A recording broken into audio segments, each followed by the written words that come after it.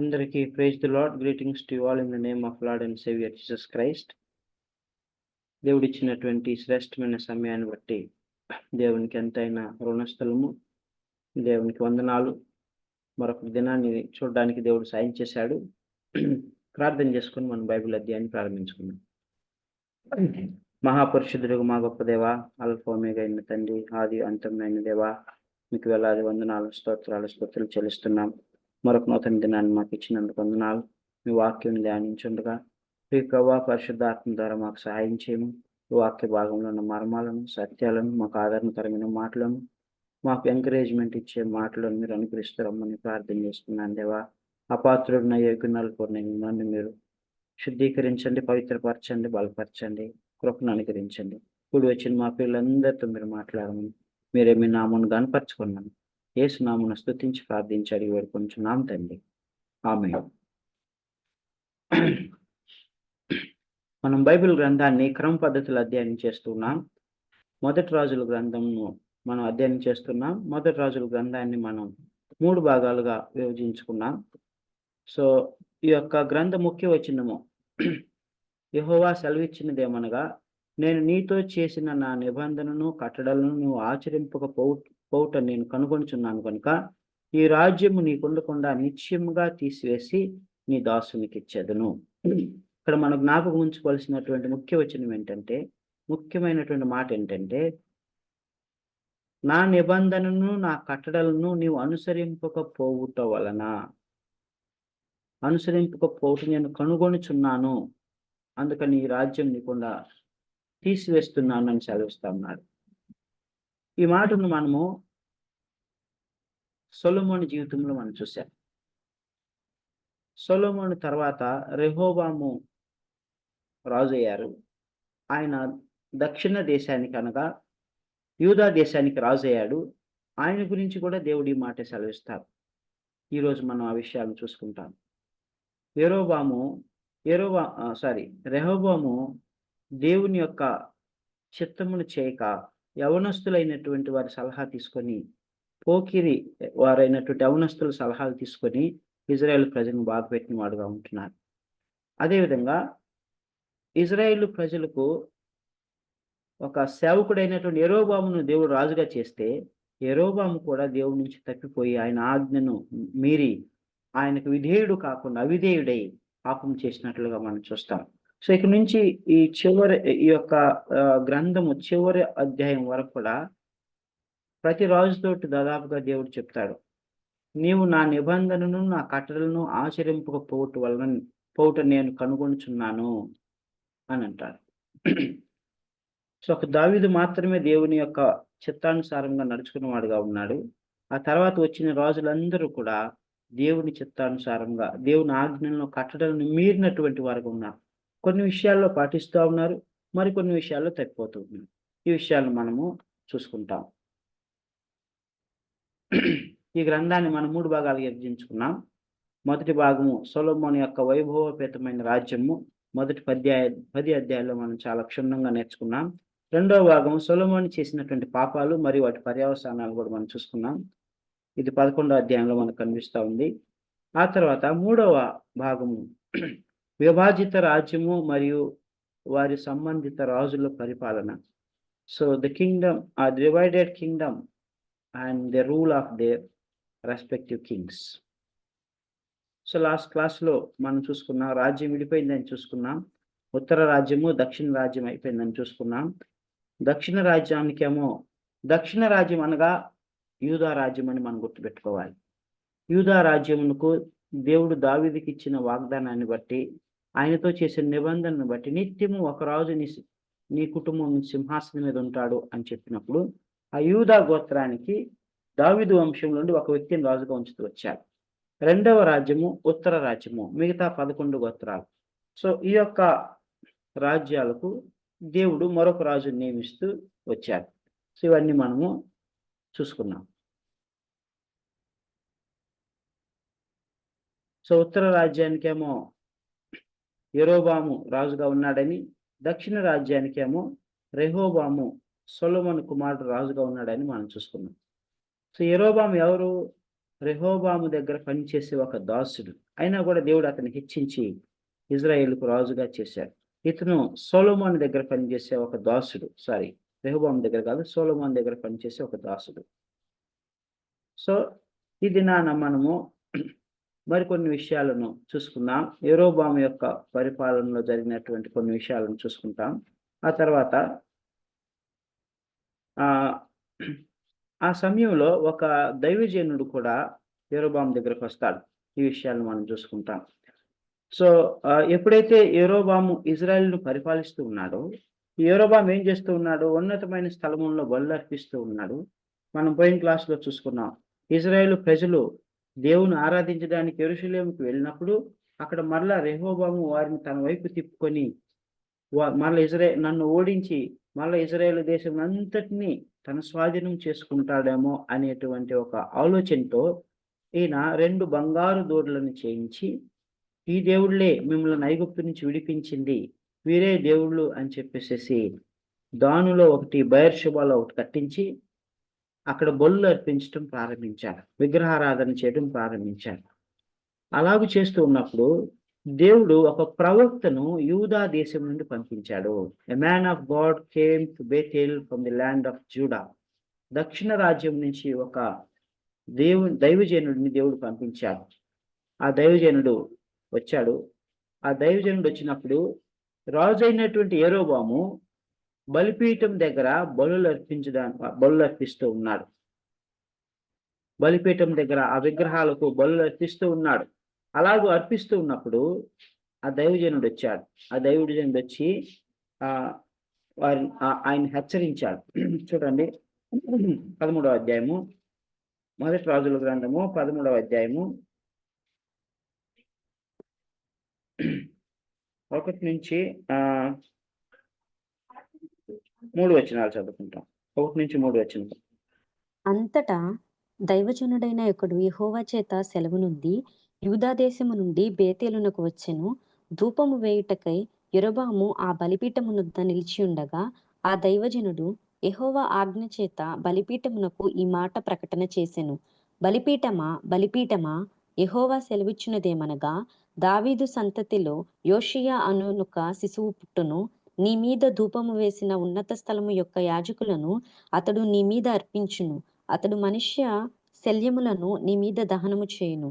ఈ బలిపీఠము బద్దలైపోయి దాని మీదనున్న బుగ్గి ఒలికిపోవుటయే యెహోవా ఇచ్చు సూచన అని చెప్పి ఆ దినమున ఆ ప్రవక్త సూచన ఒకటి ఇచ్చెను. ఇక్కడ ఈ యొక్క దైవజనుడైన ఒకడు అని రాయబడి ఉంది. ఆయన యూదా దేశం నుంచి వచ్చాడని రాయబడి ఉంది, కానీ ఆయన పేరు మాత్రం ఇక్కడ రాయబడలేదు. సో ఆ దైవజనుడు వచ్చేసరికి ఈయన బలులు అర్పిస్తూ ఉన్నాడు. బలిపీఠం మీద నిలిచి ఉన్నాడు.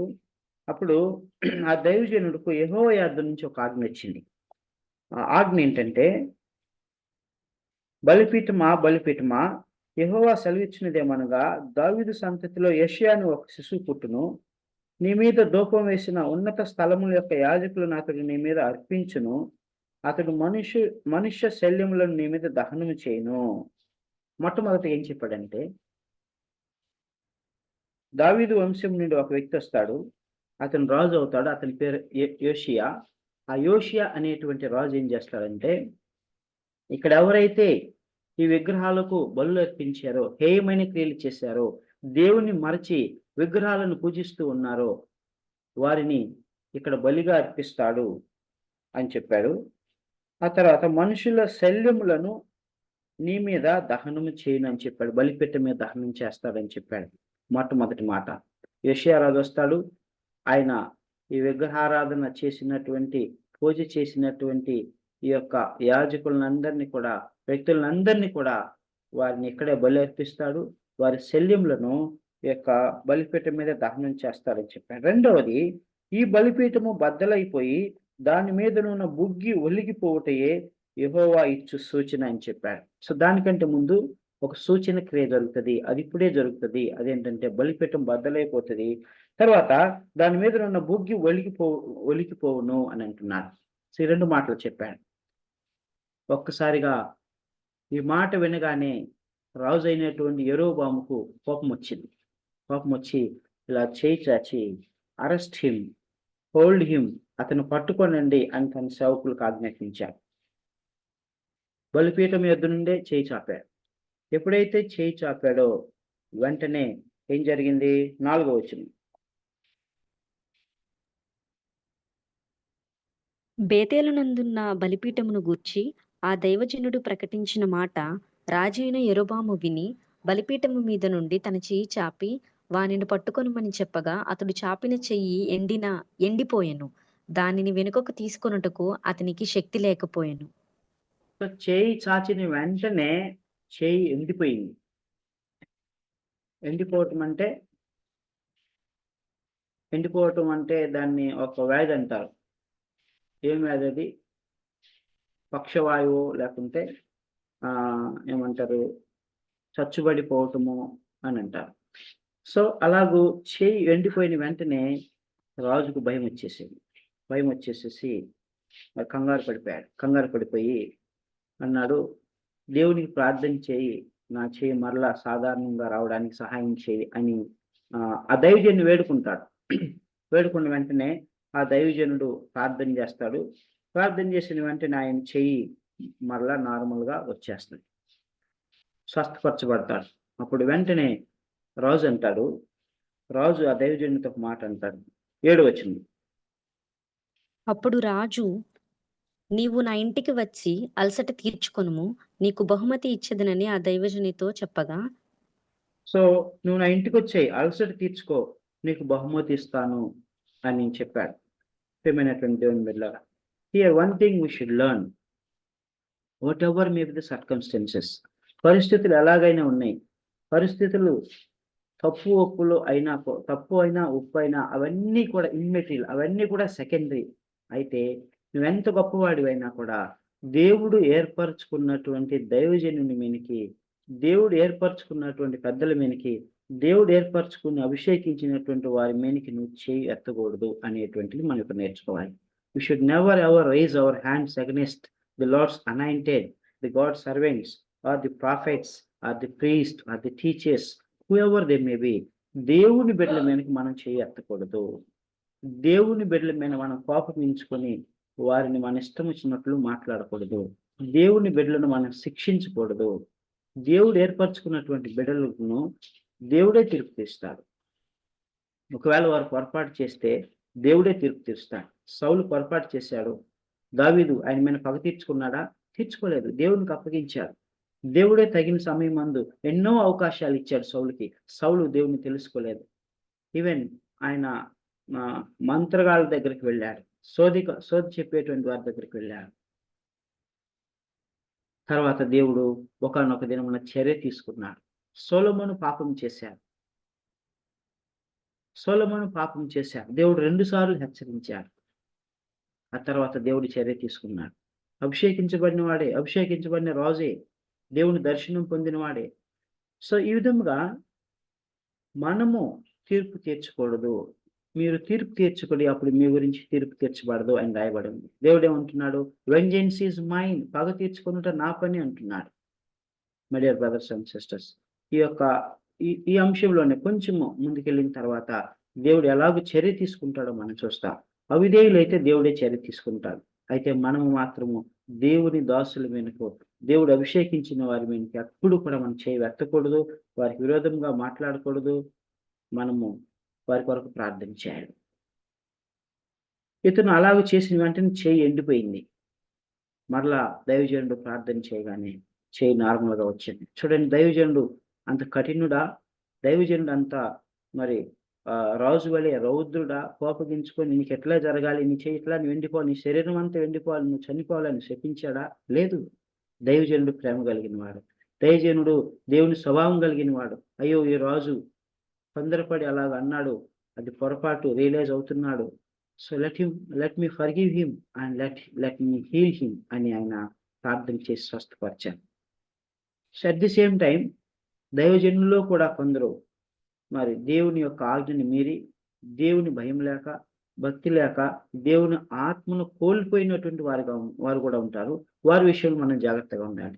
అంటే వారిని మనము ఏదో ఒకటి అనాలని కాదు, వాళ్ళు తప్పిపోయినా కూడా మనం వారిని అనటానికి అర్హులం కాదు. We should not say anything about them, but we should be careful about them. We should keep away our cells from them. So ఆ తర్వాత రమ్మని మా ఇంటికి రా, సేద తీర్చుకో, అలసట తీర్చుకొని నీకు బహుమానాలు ఇస్తాను అని అన్నారు. అంటే దైవజనుడు చేసినటువంటి మేలుకు బదులుగా, ఆయన పశ్చాత్తాపడటానికి బదులుగా, ఆయన సరిచేసుకొని తన జీవితాన్ని మార్చుకోవడానికి బదులుగా దైవజనుడికి బహుమానాలు ఇచ్చి లోకస్తుల వలె చేదులుపుకోవడానికి ఆయన చూస్తా ఉన్నాడు. అయితే దైవజనుడు ఏమంటున్నాడు?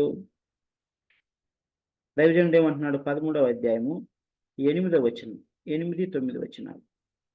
దైవజనుడు రాజుతో ఇట్లనెను, నీ ఇంటిలో సగము నీవు నాకిచ్చినను నీతో కూడా నేను లోపలికి రాను. ఈ స్థలమందు నేను అన్నపానములు పుచ్చుకొనను. అన్నపానములు పుచ్చుకొనవద్దనియు నీవు వచ్చిన మార్గమున తిరిగి పోవద్దనియు యెహోవా వాక్కు చేత నాకు సెలవాయనని రాజుతో అనెను. 10వ వచనం. అంతటా అతడు తాను బేతేలునకు వచ్చిన మార్గమున వెళ్ళక మరియొక మార్గమున తిరిగిపోయెను. సో ఇక్కడ మనం గమనించినట్లయితే ఆ యొక్క దైవజనుడు చాలా స్పష్టంగా ఉన్నాడు. దేవుడు నాతో మాట్లాడాడు, దేవుడు నాకు సెలవిచ్చాడు, ఇక్కడ ఎక్కడ నువ్వు భోజనం చేయవద్దు, నువ్వెక్కడ ఏమి వాటర్ కూడా తీసుకునవద్దు, నీవు ప్రకటన చేసి తిరిగి వచ్చేయి, నువ్వే మార్గం వచ్చావు ఆ మార్గం కాకుండా ఇంకొక మార్గం వచ్చేయి అని చెప్తా ఉన్నాడు. దైవజనుడు నిఖార్సైన దైవజనుడు. ఈ దైవజనుడు ఆయన యథార్థమైనటువంటి దైవజనుడు, దేవుని మాటను ఉన్నట్లుగా బోధించినటువంటి వాడు. ఆ కృత్రిమ బలిపీఠాన్ని గద్దించాడు. ఆ బలిపీఠం అంతా కూడా విగ్రహాలకు చేయబడినది, అన్ని జనుల ఆచారాలను అనుసరించి నడుచుకున్నటువంటిది. సో ఆ బంగారు దూడకు నువ్వు బలి ఇస్తావా? నీ దేవుడైన యెహోవా నిన్ను ఐగుప్తు నుంచి విడిపించాడు, ఈ బంగారు దూడ కాదు అని యరొబాము రాజును గద్దిస్తాడు. ఆ దైవజనుడు అంత నిఖార్సైనటువంటి నిజమైనటువంటి దైవజనుడుగా మనకు కనబడతా ఉన్నాడు. ఆ విధంగా చెప్పేశాడు. ఆ విధంగా చెప్పి ఆయన తిరిగి వేరొక మార్గాన తను వెళ్ళిపోతూ ఉన్నాడు. వేరొక మార్గాన్ని వెళుతూ ఉన్నప్పుడు ఆ మార్గంలో ఆ పట్టణంలో ఒక మరొక ముసలి ప్రవక్త ఒక అతను ఉన్నాడు. సో అయితే ఈ దైవజనుడి పేరు రాయబడలేదు, కానీ ఈ దైవజనుడు గుండె ధైర్యం కలిగినటువంటి దైవజనుడు అని మనం చెప్పుకోవాలి అని భక్తులు చెప్తా ఉన్నారు, పండితులు చెప్తా ఉన్నారు. ఎందుకు? రోజునే ఆయన గద్దించాడు. ఇదిగో ఈ బలిపీఠము కృత్రిమ బలిపీఠము, ఈ బలిపీఠము బద్దలైపోను, బుగ్గి ఒలుకును అని చెప్పాడు. అయితే అది కూడా జరిగింది. చూడండి 5వ వచనం, 13వ అధ్యాయం 5వ వచనం. మరియు యెహోవా సెలవు ప్రకారము దైవజనుడిచ్చిన సూచన చొప్పున బలిపీఠము బద్దలు కాగా బుగ్గి దాని మీద నుండి ఒలికిపోయెను. సో ఇక్కడ ఏం జరిగింది? దైవజనుడు చెప్పినటువంటి సూచన క్రియ వెంటనే జరిగిపోయింది. So what does it mean? దాని అర్థం ఏంటి? సూచక్రియ జరిగింది కాబట్టి యోషియా ద్వారా దేవుడు చేయాలనుకున్నది తప్పకుండా జరుగును అనేటువంటిది క్లియర్ కట్ గా మెసేజ్ ఇస్తా ఉన్నారు. సో ఇక్కడ మనం గమనించినట్లయితే ఈ యొక్క దైవజనుడు చాలా యథార్థమైనటువంటి దైవజనుడు, దేవుని యొక్క ఆజ్ఞను పాటిస్తూ ఉన్నాడు, దేవుని యొక్క చిత్తాన్ని నెరవేరుస్తూ ఉన్నాడు, గుండె ధైర్యం కలిగినటువంటి వాడు. ఈ దినాల్లో దేవుని కొరకు నిలబడేటువంటి దైవజనులు అవ్వచ్చు, విశ్వాసులు అవ్వచ్చు, పెద్దలు అవ్వచ్చు, సంఘస్థులు చాలా అరుదుగా ఉన్నారు. అన్యాయం అని చెప్పేటువంటి పరిస్థితి లేదు, పాపమును పాపం అనేటువంటి చెప్పే పరిస్థితి లేదు, అక్రమాన్ని అక్రమం చెప్పేటువంటి పరిస్థితి లేదు, సంఘంలో క్రమం లేదు, క్రమంలోనికి తీసుకురావాలి, అక్రమంగా నడుచుకొనవద్దు, క్రమంలో నడిపించండి అని చెప్పేటువంటి ధైర్యం లేదు. ప్రియమైనటువంటి దేవుని బిడ్డలారా, అంత్య దినములో అనేకుల ప్రేమ చల్లారని వాక్యం సెలవిస్తుంది.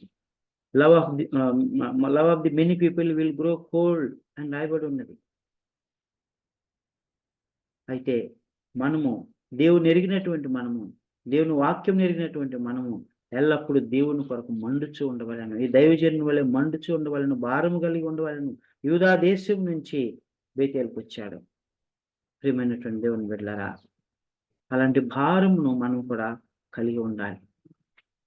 మనము దేవుని యొక్క నామ మహిమార్థమై మన నిత్యము వెలుగుచూ ఉండే దీపం వల్లే ఉండాలి.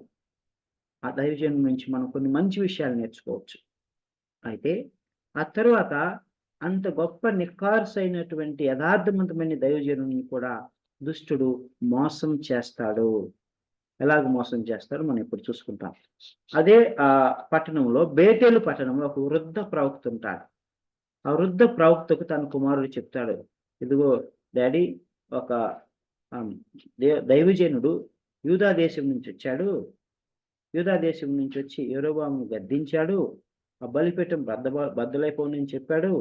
బుగ్గి ఒలుకునని చెప్పాడు. అలాగనే జరిగింది అని చెప్పినప్పుడు ఆయన ఏ మార్గం గుండా వెళుతున్నాడు కనుక్కొని చెప్పాడు. సో అండ్ సో మార్గం గుండా ఆయన వెళుతున్నాడని చెప్పినప్పుడు ఈయన ఒక గాడిదని తీసుకొని గంత కట్టి ఆ దైవజనుని కలుసుకోవడానికి వెళ్తాడు. సో వెళ్ళి ఈ వృద్ధ ప్రవక్త అతన్ని కలుసుకొని అతనితో కుశలంగా మాట్లాడి అతనికి అబద్ధం చెప్పి అతన్ని మోసం చేసి తిరిగి తన ఇంటికి తీసుకురావడానికి ప్రయత్నిస్తాడు. అయితే దైవజనుడు మొదటగా ఏమంటాడంటే, దేవుడు నాకు ఎక్కడ ఎవరి యొద్ద భోజనం చేయొద్దని చెప్పాడు, ఎవరి యొద్ద ఉండవద్దు అని చెప్పాడు, వెంటనే తిరిగి వేరొక మార్గాన్ని రమ్మని చెప్పాడు అని చెప్తాడు. అయితే ఈ యొక్క వృద్ధ ప్రవక్త ఏం చేస్తాడు, లేదు గత రాత్రి దేవుడు తన దూతను పంపించి నాతో మాట్లాడాడు అని అబద్ధం చెప్తాడు. అబద్ధం చెప్పినప్పుడు అతను మోసపోతాడు. చూడండి 13వ అధ్యాయము 10, 11, 10, 13, 14, 15, 16 వచనం. పిమ్మట అతడు తన కుమారులను పిలిచి, నా కొరకు గాడిదకు గంత కట్టుడని చెప్పగా, వారు అతని కొరకు గాడిదకు గంత కట్టిరి. అతడు దాని మీద ఎక్కి దైవజనుని కనుగొనవలని పోయి మస్తకి వృక్షము క్రింద అతడు కూర్చుండగా చూచి, యూదా దేశములో నుండి వచ్చిన దైవజనుడు నీవేనా అని అడుగగా అతడు నేనే అనెను. అప్పుడు అతడు నా ఇంటికి వచ్చి భోజనము చేయమనగా అతడు, నేను నీతో కూడా మరలి రాజాలను నీ ఇంట ప్రవేశింపను, మరియు నీతో కలిసి ఈ స్థలమందు అన్నపానములు పుచ్చుకొనను. సో ఇక్కడ ఆ వృద్ధ ప్రవక్త వచ్చాడు. మస్తకి వృక్షం కింద కూర్చున్నటువంటి దైవజనునితో మాట్లాడాడు. రమ్మని చెప్పాడు. మా ఇంటికి రమ్మని చెప్పాడు. భోజనం చేసి వెళ్ళమని చెప్పాడు. ఆయన అన్నాడు, నేను రాను, దేవుడి మార్గం నన్ను వెళ్ళొద్దు అని చెప్పాడు. వేరే మార్గం వెళ్ళమని చెప్పాడు. ఇక్కడ భోజనం చేద్దని చెప్పాడు. అప్పుడు ఆ వృద్ధ ప్రవక్త అంటాడు, నేను కూడా ప్రవక్తనే, గత రాత్రి దేవుడు నాతో మాట్లాడాడు అని అబద్ధం చెప్తాడు. చూడండి 18వ వచనం. అందుకతడు, నేనును నీ వంటి ప్రవక్తనే, మరియు దేవదూత యొక్కడు యెహోవా చేత సెలవు పొంది అన్నపానములు పుచ్చుకొనుటకై అతని నీ ఇంటికి తోడుకొని రమ్మని నాతో చెప్పెనని అతనితో అబద్ధమాడగా, 19 వచనం. అతడు తిరిగి అతనితో కూడా మరలిపోయి అతని ఇంట అన్నపానములు పుచ్చుకొనెను. సో 20 కూడా చదువు. 20. వారు భోజనము చేయుచుండగా అతనిని వెనుకకు తోడుకొని వచ్చిన ఆ ప్రవక్తకు యెహోవా వాక్కు ప్రత్యక్షమాయెను. ఇక్కడ మనం గమనించినట్లయితే ఇతను అబద్ధం చెప్తా ఉన్నాడు. గత రాత్రి దేవుడు దూతను పంపించి నాతో మాట్లాడాడు. ఓ దైవజనుడు వస్తాడు, అతని ఇంటికి తీసుకెళ్లి భోజనం పెట్టి అతను సేద తీర్చి అతన్ని పంపించు, అతనికి సకల మర్యాదలు చేయని చెప్పి అబద్ధం చెప్తాడు. అబద్ధం చెప్పినప్పుడు ఈ దైవజనుడు ఏం చేయాలి? ఈ దైవజనుడు దేవుని యొక్క విచారణ చేయాలి. హవ్వా, దేవా, నువ్వు నాకైతే మొదటగా చెప్పావు, ఇక్కడ ఎక్కడా భోజనం చేయొద్దు, ఎవరి ఇంట నువ్వు ఉండవద్దు, వెంటనే తిరిగి వేరొక మార్గం రమ్మని చెప్పావు. మరి దైవజనునితో నువ్వు మాట్లాడావు, నువ్వు దూతను పంపించి మాట్లాడావు అని చెప్తా ఉన్నాడు. మరి ఇది సత్యమా, ఇది నిజమా అని కనిపెట్టవలసింది. లేకుంటే ఆయన మాట వినకుండా వెళ్ళిపోవలసినది. అయితే అయితే ఈయనేం చేస్తాడంటే ఈ యొక్క దైవజనుడు ఆయన మాట విని ఆయనతో పాటు వెళ్ళిపోతాడు. ఆయన మాట విని వెళ్ళి ఆయనతో పాటు భోజనం చేసి సేద తీరి ఆయన ఇంటి దగ్గర ఉంటాడు. ఉన్నప్పుడు వెంటనే దేవుడు ఆ వృద్ధ ప్రవక్తతో మాట్లాడతాడు. ఏమని మాట్లాడతాడు చూడండి. 22వ వచనం, 21, 22. అంతటా అతడు యూదా దేశములో నుండి వచ్చిన దైవజనుని పిలిచి, యెహోవా ఈలాగున ఆజ్ఞయించుచున్నాడు, నీ దేవుడైన యెహోవా నీకు ఆజ్ఞాపించిన దానిని గైకొనక, ఆయన సెలవిచ్చిన నోటి మాట మీద తిరుగుబడి నీవు వెనుకకు వచ్చి, నీవు అచ్చట అన్నపానములు పుచ్చుకొనవలదని ఆయన సెలవిచ్చిన స్థలమున భోజనము చేసియున్నావు గనుక, నీ కళేబరము నీ పితరుల సమాధిలోనికి రాకపోవునని ఎలుగెత్తి చెప్పెను. సో ఇక్కడ చాలా స్పష్టంగా రాయబడి ఉన్నది. దేవుడు ఆ వృద్ధ ప్రవక్తతోనే మాట్లాడాడు. అతను చెప్పు, ఇలాగ చెప్పు అని చెప్పాడు. సో ఆ విధంగా చెప్పినప్పుడు ఆయన అన్నపానములు పుచ్చుకొని తిరిగి మరలా బయలుదేరతాడు. బయలుదేరినప్పుడు ఆయన మార్గం గుండా వెళ్ళుచుండగానే ఒక సింహము అతని మీద దాడి చేసి అతన్ని చంపేస్తది. అయితే ఆ సింహము ఆ యొక్క కళేబరానికి కావలి ఉంటది. పక్షులు కానీ, కుక్కలు కానీ ఆ యొక్క శరీరాన్ని ఆ పార్థివ దేహాన్ని ముట్టకుండా సింహం అక్కడ కావలి ఉంటది. సో ఈ విషయం ఎప్పుడైతే ఈ వృద్ధ ప్రవక్తకి తెలుస్తదో, ఆ వృద్ధ ప్రవక్త గాడిద మీద ఎక్కి అక్కడికి వెళ్ళి ఆయన శరీరాన్ని తీసుకొని పట్టణానికి తీసుకొచ్చి అంగలార్చి ఆయన ఆయన ఆయన దేహాన్ని పూడ్చిపెడతారు. సమాధి కార్యక్రమం చేస్తారు. పట్టణమంతా ఎలుగెత్తి ఏడ్చుతారు. సో ఇక్కడ మనం గమనించవలసినటువంటి, నేర్చుకోవలసినటువంటి పాఠం ఏంటంటే, ఇక్కడ సైతాను ఒక వృద్ధ ఘట సర్పం వలె ఆ యొక్క వృద్ధ ప్రవక్త ద్వారా ఈ దైవజనుని మోసం చేసిందని మనం చూసుకోవాలి. మొట్టమొదటిగా అతను అబద్ధం చెప్పాడు. అబద్ధం చెప్పినప్పుడు ఈయన దైవజనుడైనటువంటి ఆయన గ్రహించుకోలేదు. దేవుని యొద్ద విచారణ చేయాలి. విచారణ చేయలేదు. లేకుంటే మొండిగా ఉండి మరలా దేవుడు నాతో మాట్లాడే వరకు నేను దేవుని స్వరమే వింటాను, దేవుని ఆజ్ఞ పాటిస్తాను వెళ్ళిపోవలసింది. అయితే ఆజ్ఞని మీరినటువంటి వాడుగా ఉన్నాడు. ఆ యొక్క ఘట సర్పం వంటి వృద్ధ ప్రవక్త మాటలకు మోసపోయినటువంటి వాడుగా ఉంటున్నాడు. ప్రియమైనటువంటి దేవుని బిడ్డలారా, ఇక్కడ మనం గమనించుకోవాల్సింది ఏంటంటే, సాతానంట వెలుగుదూత వేషం వేసుకొని వస్తాడంట. అనేకులను మోసపరచడానికి దేవదూత వల్లే వస్తాడు, వెలుగు వల్లే వస్తాడు, జ్యోతి వల్లే వస్తాడు, దేవుని దాసుని వల్లే వస్తాడు, దేవుని యొక్క ప్రవక్త వల్లే వస్తాడు, దేవదూత వల్లే కూడా వస్తాడు. నువ్వు నమ్మినటువంటి నువ్వు ఇష్టపడేటువంటి ఒక వ్యక్తి రూపంలో రావచ్చు. నువ్వు నమ్మేటువంటి వ్యక్తి రూపంలో రావచ్చు. మోసం చేస్తారు, అబద్ధం ఆడతారు, మనకు తెలియకుండానే మనం మోసం చేస్తారు. ప్రియమైనటువంటి దేవుని బిడ్డలారా, కాబట్టి మనకు దేవుడు ఏం చెప్పాడో అది మనం చేయాలి. దేవుడు ఎక్కడికి వెళ్ళమన్నాడో అది మనం అక్కడికి వెళ్ళాలి. దేవుని వాక్యం ఏం చెప్తుందో అదే మనకు ఫైనల్. మనుషులు చెప్పేటువంటిది ఫైనల్ కాదు. మనుషులు ఏదైనా చెప్పినా కూడా అది వాక్యానుసారమా కాదా, అది దేవుని చిత్తమా కాదా అని వివేచన జ్ఞానమును మనం కలిగి ఉండాలి. దాన్ని మనం అర్థం చేసుకొని మేలు కొరకు చెప్తున్నారా, కీడు కొరకు చెప్తున్నారా అని గ్రహించుకొని దాన్ని మనం సరైనటువంటి విధానంలో సరైనటువంటి దానికి ఒక సరైన పరిష్కారం కనుగొనేటువంటి మనసుని దేవుడు మనకు అనుగ్రహించాలి. ఇవన్నీ ఎవరు చేస్తారో తెలుసా? నీలో నాలో ఉన్నటువంటి పరిశుద్ధాత్మ దేవుడు. రక్షణ పొందిన ప్రతి ఒక్కరికి, మారు మనసు పొందిన ప్రతి ఒక్కరికి పరిశుద్ధాత్మ దేవుడు బహుమానంగా ఇచ్చాడు. ఆ పరిశుద్ధాత్మ దేవుడు మనకు చెప్తా ఉంటాడు, ఏది పాపము, ఏది పరిశుద్ధము, ఏది నీతి, ఏది దుర్నీతి, ఏది న్యాయమైనది, ఏది అన్యాయమైనది, ఏది దేవుని చిత్తం, ఏది సాతాను చిత్తము, ఏది దైవ చిత్తం, ఏది పరలోక సంబంధమైన, ఏది భూలోక సంబంధమైనది, ఏది చేయాలి, ఏది చేయకూడదు. My dear brothers and sisters, we need to have that discerning spirit. We need to allow the Holy Spirit to work in us. We need to come under the Lordship. మనము పరిశుద్ధాత్మ ఆధీనంలోనికి, దేవుని యొక్క ఆధీనంలోకి రావాలి. మనం సజీవ యాగముగా సమర్పించుకున్నాడు. ప్రభువా నేను కాదు, నీవే నా యందు జీవించున్నావు, ఇక మీదట నేను కాదు అని నేను సిలువ వేయబడి ఉన్నాను. ప్రభువా నీ చిత్తము నాకు బయలుపరచు, ప్రభువా నీ మాటలు నాకు తెలిసే, నీ మార్గం నాకు తెలియచేయం. Show me thine ways O Lord, teach me thine path so that I may walk in them అని మనం దేవుని అడగాలి.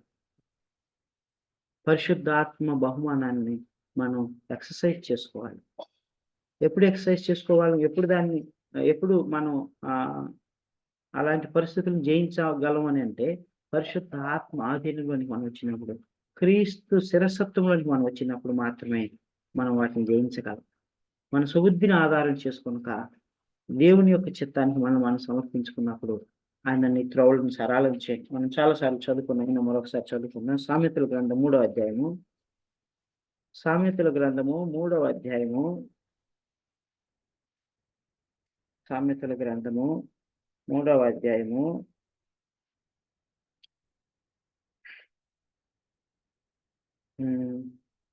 5వ వచనం, 5-6 వచనం. నీ స్వబుద్ధిని ఆధారము చేసుకొనక నీ పూర్ణ హృదయముతో యెహోవా యందు నమ్మకముంచుము. నీ ప్రవర్తన అంతటి యందు ఆయన అధికారమునకు ఒప్పుకొనుము. అప్పుడు ఆయన నీ త్రోవలను సరాలము చేయును. ఆయన నీ త్రోవలను సరాలం చేస్తాడు. He will make your path straight. ఎప్పుడు మనం స్వబుద్ధిని ఆధారం చేసుకోకుండా నడిచినప్పుడు, మన ప్రవర్తన అంతటి యందు ఆయన అధికారముకు ఒప్పుకున్నారు. My dear brothers and sisters, these are the secrets of victorious Christian life. జై జీవితం యొక్క రహస్యములు ఇవే. క్రైస్తవ జీవితంలో ఉన్నటువంటి విజయ రహస్యాలు ఇవే. అయితే ఈ దైవజనుడు యెరోబాము దగ్గర కరెక్ట్ గా ఉన్నాడు. యెరోబాము దగ్గర ఆయన బలంగా స్ట్రాంగ్ గా ఉన్నాడు. యెరోబాము దగ్గర మోసపోలేదు. యెరోబాము కూడా అదే చెప్పాడు, నా ఇంటికి రా, అలసట తీర్చుకో, భోజనం చేయి, బహుమానాలు ఇస్తాను అన్నాడు. No no no, even if you want to give you half of your properties for me, I will not come, because God has commanded me not to eat, not to stay here. కానీ అదే వృద్ధ ప్రవక్త వెలుగుదూత వేషం వేసుకొని వచ్చిన అదే దైవజనుడు వెలుగుదూత వేషం వేసుకొని వచ్చినటువంటి ఆ వృద్ధ ప్రవక్త మాటలకు పడిపోయాడు. అక్కడ ఆయన యొక్క వివేచన జ్ఞానం ఫెయిల్ అయిపోయింది. My dear brothers and sisters, we should be very, very careful in our spiritual life. You do not know. A friend may come and deceive you. Your colleague may come and deceive you. మన కొరకు మాట్లాడుతున్నట్లుగానే ఉంటారు, మన మంచి కొరకు మాట్లాడుతున్నట్టే ఉంటారు, మన మేలు కొరకు మాట్లాడుతున్నట్లే ఉంటారు. But at the end of the day, మనల్ని పాపములోనికి లాగేటువంటి వారు ఉంటున్నారు, అవిధేయులుగా చేసేటువంటి వారు ఉంటున్నారు. తద్వారా శిక్ష మన మీదకి రాబోతుంది. ప్రియమైనటువంటి దేవుని బిడ్డ, be careful about such people and be filled with the discernment, the gift of discernment. వివేచన జ్ఞానము కలిగి ఉండాలి. Be filled with the power of the Holy Spirit. పరిశుద్ధాత్మ శక్తి చేత నింపబడి ఉండాలి. సో అందుకనే మనం లార్డ్స్ ప్రేయర్లో కూడా ఒక మాట చేస్తాం.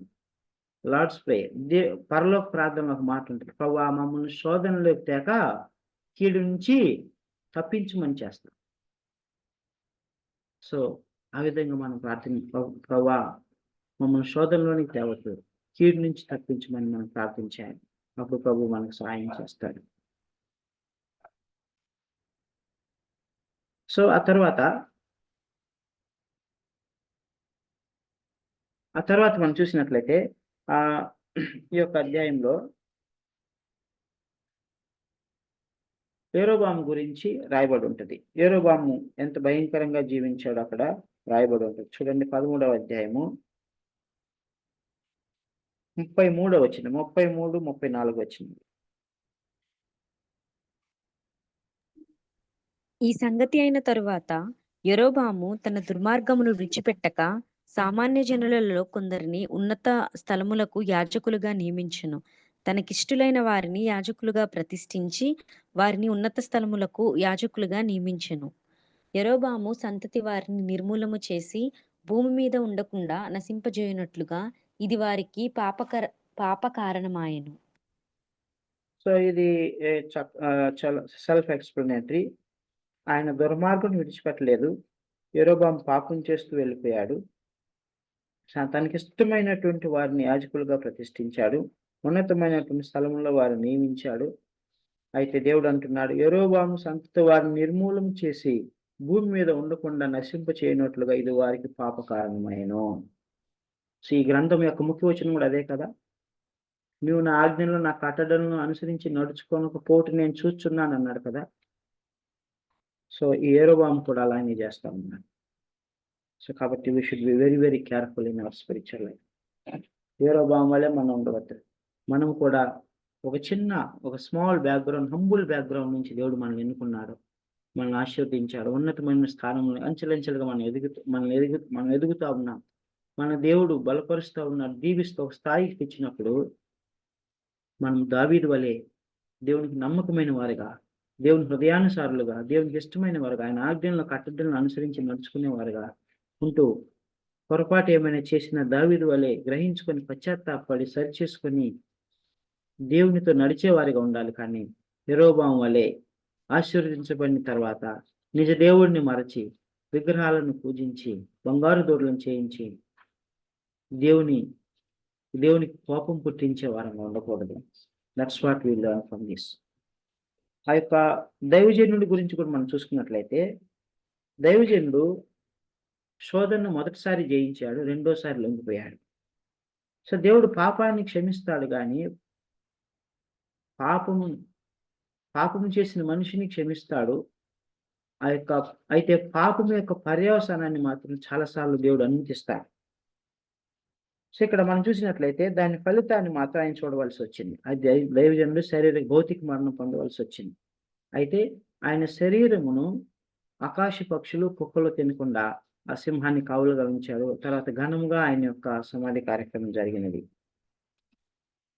సో ఇవన్నీ మనం చూసినట్లయితే మనకు కొన్నిసార్లు బాధ కలగవచ్చు, అవమానం కలగవచ్చు, సిగ్గు కలగవచ్చు, కఠినమైన పరిస్థితులు రావచ్చు. అయితే దావీదు వలె మనం స్థిరంగా ఉన్నప్పుడు, నమ్మకంగా ఉన్నప్పుడు దేవుడు మనం తప్పకుండా దీవిస్తాడు. దేవుడు మనం తప్పకుండా ఆశీర్వదిస్తాడు. ఆ తర్వాత యెరొబాము యొక్క పరిపాలన గురించి మనం చూసుకుంటున్నాం. మరికొన్ని మాటలు మనం చూసుకున్నట్లయితే ఈ యొక్క యెరొబాము యొక్క కుమారుడు కాయిలా పడతాడు. అంటే యెరొబాము యొక్క కుమారుడు జబ్బును పడతాడు.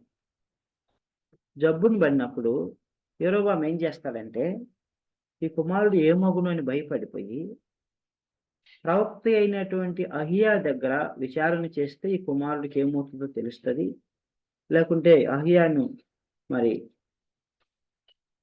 ఈ కుమారుని స్వస్థపరచమని అడగొచ్చు అని ఒక ఆలోచన ఆయనకు తడుతుంది. అయితే ఆలోచన తట్టినప్పుడు ఏ మొహం పెట్టుకుని అహియా దగ్గరికి వెళ్ళాలి? అహియా ప్రవక్త ఏం చేశాడు?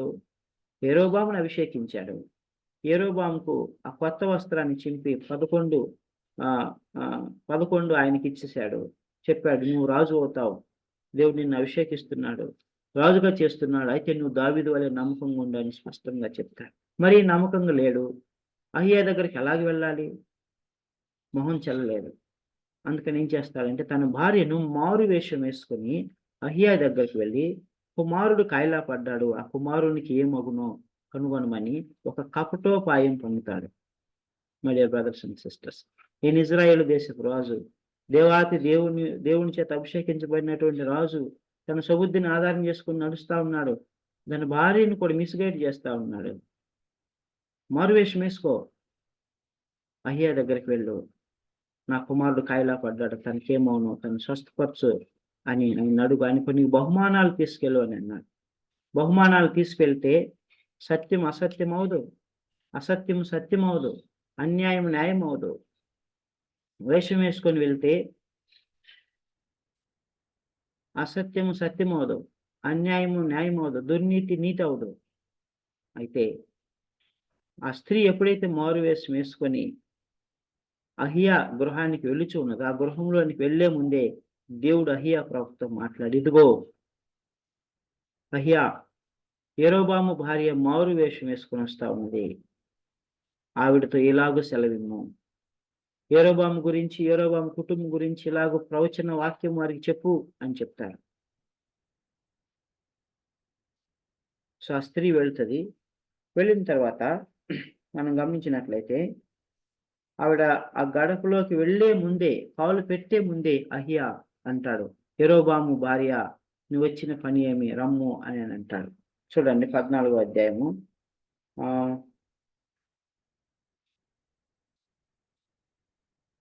4వ వచనం.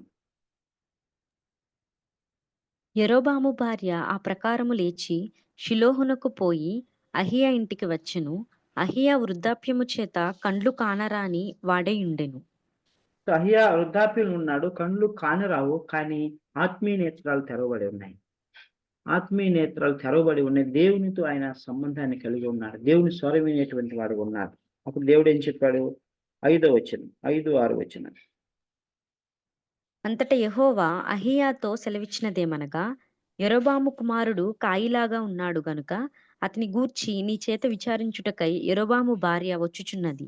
ఆమె మారువేషము వేసుకొని మరియొకతే అయినట్టుగా వచ్చుచున్నది గనుక నేను నీకు సెలవిచ్చినట్టు నీవు ఆమెతో చెప్పవలెను. అంతలో అహీయా ద్వారము లోపలికి వచ్చు ఆమె కాలి చప్పుడు విని ఆమెతో ఇట్లెను, యరొబాము భార్య లోపలికి రమ్ము. నీవు వేషము వేసుకొని వచ్చుట ఎలా? కఠినమైన మాటలు నీకు చెప్పవలెనని నాకు ఆజ్ఞ ఆయెను. ఇక్కడ గమనించినట్లయితే దైవజనుడికి దేవుడు ముందే చెప్పాడు. వెంటనే ఆయన ముందే చెప్పేస్తున్నాడు. యరొబాము భార్య లోపలికి రమ్ము. నువ్వు మారు వేషం వేసుకొని వచ్చునేలా కఠినమైన మాటలు నీకు చెప్పాలని యెహోవా నాకు ఆజ్ఞిచ్చాడు. సో ఏడవ వచనం నుంచి మనము చదివినట్లయితే 7-13 వచనాలు. నీవు వెళ్ళి యరొబాముతో చెప్పవలసినదేమనగా, ఇశ్రాయేలీయుల దేవుడైన యెహోవా ఈ ప్రకారము సెలవిచ్చుచున్నాడు. నేను నిన్ను జనులలో నుండి తీసి హెచ్చింపజేసి, ఇశ్రాయేలు వారను నా జనుల మీద నిన్ను అధికారిగా నియమించి, దావీదు సంతతి వారి యొద్ద నుండి రాజ్యమును తీసి నీకిచ్చియుండినను, నా ఆజ్ఞలను గైకొని మనఃపూర్తిగా నన్ను అనుసరించి, నా దృష్టికి ఏది అనుకూలమో దాని మాత్రమే చేసిన నా సేవకుడైన దావీదు చేసినట్టు నీవు చేయక, నీకంటే ముందుగా ఉండిన వారందరికంటెను అధికముగా కీడు చేసియున్నావు. నన్ను బొత్తిగా విసర్జించి ఇతర దేవతలను పోత విగ్రహములను పెట్టుకొని నాకు కోపము పుట్టించియున్నావు. కాబట్టి యరొబాము సంతతి వారి మీదికి నేను కీడు రప్పించుచు ఇశ్రాయేలు వారిలో అల్పులు గాని ఘనులు గాని లేకుండా మగవారినందరినీ యరొబాము వంశము నుండి నిర్మూలము చేసి పెంట అంతయు పోవునట్లుగా ఒకడు అవతలకు దానిని ఊడ్చి వేసినట్లు యరొబాము సంతతిలో శేషించిన వారిని నేను ఊడ్చివేయుదును. పట్టణమందు యరొబాము సంబంధులలో మరణమగు వారిని కుక్కలు తినును. బయట భూమిలో మరణమగు వారిని ఆకాశ పక్షులు తినును. యెహోవా మాట ఇచ్చియున్నాడు. కాబట్టి నీవు లేచి నీ ఇంటికి పొమ్ము. నీ పాదములు పట్టణములో ప్రవేశించునప్పుడే నీ బిడ్డ చనిపోవును. అతని నిమిత్తము ఇశ్రాయేలు వారందరూ అంగలార్చుచు సమాధిలో అతని పెట్టుదురు. ఇశ్రాయేలీయుల దేవుడైన యెహోవా యరొబాము సంబంధులలో ఇతని యందు మాత్రమే అనుకూలమైన దాని కనుగొనెను గనుక యరొబాము సంతతి వారిలో ఇతడు మాత్రమే సమాధికి వచ్చును. ఇక్కడ దేవుడు చాలా స్పష్టంగా అహియా ప్రవక్త ద్వారా యరొబాము భార్యకి చెప్తాను. నువ్వు వెళ్ళు యరొబాముకి ఇలా చెప్పు అన్నాడు. నువ్వు కాలు నీ గృహంలో అడుగు పెట్టే లోపు నీ కుమారుడు చనిపోతాడని చెప్పాడు. తర్వాత నీవు నా మాటలను నా ఆజ్ఞలను అనుసరించి నడుచుకొనక పోత విగ్రహములను పూజించావు. దావీదు వలె నడుచుకొనలేదు. నీవు నీకంటే ముందున్న రాజులందరికంటే మరి ఎక్కువ చెడుని చేశావు. నాకు కోపం పుట్టించావు. కాబట్టి నీ సంతతి వారిని నేను తొలగిస్తాను, నిర్మూలం చేస్తానని చెప్పాడు. సో నీ స్థానంలో దేవుడు మరొక రాజుని నియమిస్తాడు అని చెప్పాడు. ఆ విధముగా యరొబాము దేవుని ఇంటి మీదకి యరొబాము ఇంటి మీదకి దేవుని యొక్క తీర్పు వచ్చింది. ఎందుకు వచ్చింది? విగ్రహారాధన చేశాడు, చెడు చేశాడు. ఎన్నిసార్లు హెచ్చరించినా మారలేదు. ఒక దైవజన్ని పంపించి హెచ్చరించినా కూడా బహుమానాలు ఇచ్చి చేతులు దులుపుకోవాలని చూశాడు, కానీ పశ్చాత్తాపడలేదు. Continuously he was committing sin. He was doing so much evil, but he never repented. My dear brothers and sisters, ఆ విధంగా ఆయన 22 సంవత్సరములు ఇజ్రాయేలుని ఏలాడు. తర్వాత అతను పితరులతో కూడా నిద్రించాడు. అతని స్థానంలో నాదాబు అనేటువంటి ఆయన కుమారుడు రాజు అయ్యాడు. So this is what we learn about Jeroboam. So అటేమో మరొక సైడ్ ఏమో దక్షిణ రాజ్యం అనగా యూదా రాజ్యంలో రెహోబాము ఉన్నాడు. రెహోబాము 17 సంవత్సరములు ఆయన యూదులను పరిపాలించాడు. అయితే యూదా దేశ ప్రజలు కూడా దేవుని ఎదుట చెడు చేస్తూ వచ్చారు. అప్పుడు ఏం జరిగింది? ఐగుప్తు దేశంలో ఉన్నటువంటి షీషాగు అనేటువంటి ఒక రాజు ఇజ్రాయెల్ మీద దాడి చేసి, యెరూషలేము మీద దాడి చేసి, మందిరంలో ఉన్నటువంటి ఉపకరణములన్నీ బంగారపు డాళ్లతో సహా మొత్తం ఆయన పట్టుకొని తీసుకొని వెళ్ళిపోయినప్పుడు ఈయన ఏం చేస్తాడు? రెహోబాము ఏం చేస్తాడు? రెహోబాము ఇత్తడి డాళ్ళని చేసి తన సేవకులకు అక్కడ వాటిని ఇస్తాడు. సో ఈ విధముగా రెహోబాము బలహీనుడుగాను, ఓడిపోయినటువంటి వాడుగాను, ఐగుప్తు రాజు షిషోకు చేతిలో ఓడిపోయినటువంటి వాడుగా ఉంటున్నాడు. ఎందుకనంటే వారు దేవుని మందిరంలోనికి వచ్చి బంగారు కనుమలన్నీ పట్టుకెళ్ళిపోయారు. ఆ తర్వాత అతనికి బదులుగా ఆయన కుమారుడైనటువంటి అబియా రాజుగా అవుతాడు. ఏమైనటువంటి దేవుని వెళ్ళారా? సో ఈ దినమును మనం నేర్చుకున్నటువంటి ఈ యొక్క భక్తుల గురించి, లేకుంటే ప్రవక్తల గురించి, దైవజనుల గురించి, రాజుల గురించి, వీటి నుంచి మనమేం పాఠాలు నేర్చుకోవాలని అంటే, యెరొబాము వలె మనము దుష్టత్వము, చెడు చేయకూడదు. మనం మంచి క్రియలు, సత్క్రియలు చేయడానికి దేవుడు మనల్ని ఎన్నుకున్నాడు, మనం పరిశుద్ధపరచాలి. అంతేగాని దుష్క్రియలు చేయడానికి కాదు. My dear brothers and sisters, మనం అలాగున ఉండకూడదని ప్రభువు జ్ఞాపకం చేస్తా ఉన్నాడు. చూడండి, మనం లేవి కాండంలో ఒక మాటను మనం చదువుకున్నాం. చాలా ముఖ్యమైనటువంటి మాట. లేవి కాండము 8వ అధ్యాయము, లేవి కాండం 8వ అధ్యాయము 22, 23, 24 వచనాలు. అతడు రెండవ పొట్టేలును అనగా ఈ ప్రతిష్ఠితమైన పొట్టేలును తీసుకొని రాగా అహరోనును అతని కుమారులను ఆ పొట్టేలు తల మీద తమ చేతులుంచిరి. మోషే దానిని వధించి దాని రక్తంలో కొంచెము తీసి అహరోను కుడిచెవి కొన మీదను అతని కుడిచేతి బొటన వ్రేలి మీదను అతని కుడికాలి బొటన వ్రేలి కొన మీదను దాన్ని చమిరెను. మోషే అహరోను కుమారులను దగ్గరకు తీసుకుని వచ్చి వారి కుడి చెవుల కొనల మీదను వారి కుడి చేతుల బొటన వ్రేలి మీదను వారి కుడి కాళ్ళ బొటన వ్రేలి మీదను ఆ రక్తములో కొంచెము చెమెరెను. మరియు మోషే బలిపీఠము చుట్టూ దాని రక్తమును ప్రోక్షించెను. 8వ అధ్యాయం 6వ వచనం. అప్పుడు మోషే అహరోనును అతని కుమారులను దగ్గరకు తీసుకుని వచ్చి నీళ్లతో వారికి స్నానము చేయించెను. సో ఇక్కడ ప్రభు అయినటువంటి యేసు, అక్కడ గొర్రెపిల్ల రక్తంలో వారందరూ కడగబడినటువంటి వారుగా ఉంటున్నారు. వారి యొక్క కుడి చెవి, కుడి బొటన చేతి, కుడి బొటన వేలు, కాలు కుడి బొటన వేలు, ఇవన్నీ కూడా రక్తంతో కడగబడినాయి. ఆ తర్వాత 30వ వచనం మనం చూసినట్లయితే, ఆ బలిపీఠం మీద రక్తాన్ని తీసుకొని అహరోను ఆయన కుమారులు వస్త్రం మీద చల్లుతారు. తద్వారా వారు పవిత్రపరచబడతారు. సో ఆ తరువాత వారు ఏం చేయాలి? ఆ చెవుల ద్వారా దేవుని స్వరం వినాలి, మనుషుల స్వరం కాదు, ఇహలోక సంబంధమైనటువంటి వారి మాటలు కాదు.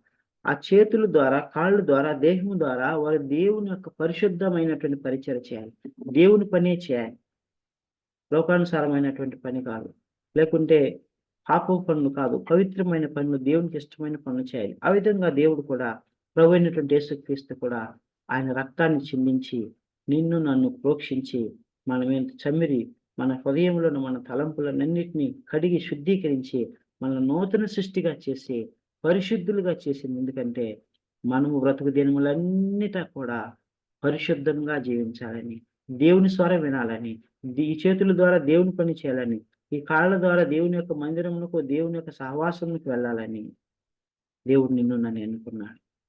ఆయన రక్తంలో మనకు ఉదక స్నానం చేయించి మనం శుద్ధీకరించి పవిత్రపరిచాడు. My dear brothers and sisters, ఎందుకనంటే మరలా చెడు, దుష్టత్వము, పాపం చేయటానికి కానే కాదు, ఈ యొక్క యెరొబాము వలె ఉండడానికి కాదు, దావీదు వలె ఉండడానికి. పొరపాటు జరిగిన పశ్చాత్తాపడి సరి చేసుకున్నాడు. వివేచన ఆత్మ, వివేచన జ్ఞానం అనేటువంటి చాలా చాలా అవసరం. ఈ దైవజనుడు మరి ఆ వివేచన జ్ఞానం లేదని చెప్పేటువంటి అర్హుడు నేను కాదు, నేను తీర్పు తెచ్చుకోకూడదు. కానీ ఆ యొక్క యెరొబాము రాజు దగ్గర అయితే చక్కగా నిటారుగా నిలబడ్డాడు, గుండె ధైర్యం కలిగాడు, హెచ్చరించాడు, ఆయన మాటకు లోబడలేదు. అయితే ఈ యొక్క వృద్ధ ప్రవక్త విషయంలో మోసపోయినటువంటి వాడుగా ఉంటున్నాడు. ప్రియమైనటువంటి దేవుని బిడ్డలారా, మనము వెలుగుదూత వేషం వేసుకుని వచ్చిన సాతాను వల్ల పడకూడదు, సాతాను యొక్క కుయుక్తుల్లో పడకూడదు. మనం ఎప్పుడు నిరంతరం వెలుగుచున్న జ్యోతుల వలె ఉండాలి. దేవుని ఆత్మ చేత నింపబడి, దేవుని వాక్యం చేత నింపబడాలి. దేవుని ఆత్మ చేత నడపబడుతూ ఉన్నప్పుడు ఏ దుష్టుడు కూడా, ఏ వెలుగుదూత కూడా మనం మోసం చేయలేదని ప్రభు జ్ఞాపకం చేస్తూ ఉన్నాడు. Then next lesson is hypocrisy is dangerous. వేషధారణ, వేషము మార్చుకొనడం, మన స్వలాభం కొరకు వేరే వారి దగ్గర మనం ప్రిటెండ్ చేయడం, అది చాలా ప్రమాదకరం. వేషం మార్చుకొని వెళ్ళినటువంటి యరొబాము భార్య కుటుంబంలో ఏం జరిగింది? ఏ కుమారుడు కొరకైతే వెళ్ళింది ఆ కుమారుడు చనిపోయాడు. యరొబాము కుటుంబం అంతా కూడా చిన్నభిన్నమైపోయింది. ప్రియమైనటువంటి దేవుని బిడ్డలారా, it is an abomination, never do it. మన జీవితంలో కొన్ని విషయాలను మనం జ్ఞాపకం ఉంచుకోవాలి. ఒకటి, అబద్ధములో మనం ఎప్పుడూ ఆడకూడదు. అబద్ధములకు జనకుడు సాతాను, మన దేవుడు సత్యవంతుడు. రెండవది, కపటం అనేటువంటిది ఉండకూడదు. వేషధారణ అనేటువంటిది అస్సలు ఉండకూడదు. Do not be hypocrites అని దేవుడు సెలవిస్తాడు. My dear brothers and sisters, these are the things that we should learn. Then always we should remember one thing, whatever man sows he reaps the same. మనుషుడు ఏ విత్తనాన్ని విత్తాడో ఆ పంటనే కోస్తాడు. So do not worship idols. Israel యూదా రాజులు చేసినట్లుగా విగ్రహాలను పూజింపకూడదు. But walk like David, దావీదు వలె నడవాలి. పొరపాటు చేసినా కూడా పశ్చాత్తాపడినటువంటి వ్యక్తి. My dear brothers and sisters, this is how God is speaking to us. These are the areas where we should be careful and we should improve and we should grow in the Lord. So దేవుడి మాటలు దీవించును గాక. We will meet in the next class for the further presentations, and we will have presentations in the coming week. So I hope you all are getting prepared. దేవుడి మాటలు దీవించును గాక. ప్రార్థన చేసుకుందాం. Sister Gangotri will do the closing prayer. Okay sir. పరిశుద్ధ నిత్య నివాసి అయిన తండ్రి, మా పరలోకపు తండ్రి, నీ బంగారు పాదములకు లెక్కలేని వందనములు, స్తోత్రములు యేసయ్య తండ్రి. ప్రభా, ఈరోజు మీరు మాతో మాట్లాడిన విధానానికి స్తోత్రం నాయన తండ్రి. ప్రభా, అయా ప్రభా, విన్న వాక్యం అంతట్లో కూడా ప్రభా, అయా నా తండ్రి, మాకు మేము సెల్ఫ్ చెక్ చేసుకునే కృపను దయచేయండి ప్రభా. అయా నా తండ్రి, అబద్ధం ఆడే జీవితాన్ని విడిచిపెట్టే కృపను దయచేయండి తండ్రి యేసయ్య. అయా వేషధారణ కలిగి ఉండకుండా ఉండే కృపను దయచేయండి నాయన తండ్రి. అలాగే ప్రభా, అయా మేము నా తండ్రి విగ్రహారాధనకు దూరంగా ఉండే కృపను దయచేయండి ప్రభా నాయన.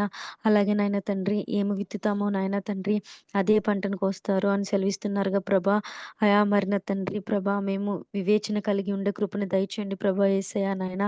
ఈ రోజు అంతట్లో మా పనుల మొత్తంలో మీరే మాకు తోడుగా ఉండవని ప్రభా, ఈ చిన్ని ప్రార్థనని పాద సన్నిధానం అంది చేర్చుకోని, అలాగే నాయన విన్న వాక్యాన్ని ప్రభా ముద్ర ఉంచి ప్రభా భద్రంగా కాపాడుకునే కృపని దయచేయమని నా తండ్రి అతి శ్రేష్టమైన యేసుక్రీస్తు వారి అతి పరిశుద్ధమైన పుణ్యమైన నామం అడిగి వేడుకొంచున్నాం తండ్రి. ఆమేన్. Amen.